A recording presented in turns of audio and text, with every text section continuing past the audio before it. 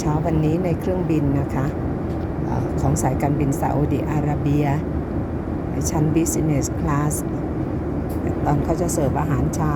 นะคะมีผ้าขาวๆปูแล้วก็เสิร์ฟมีช้อนมีซ่อมมีมีดช้อนเล็กช้อนชานะคะชุดนี้เราสั่งเป็นอาหารฝรั่งคือยูโรเปียนเบรคฟาสต์เริ่มมาจากผลไม้ค่ะแล้วก็ในถ้วยนั้นจะเป็นชานะคะมีน้ำเปล่าฝั่งนี้เป็นขนมปังเป็นครัวซองมีแยมมีเนยเสิร์ฟมานะคะทานอาหารเช้ากันนะคะ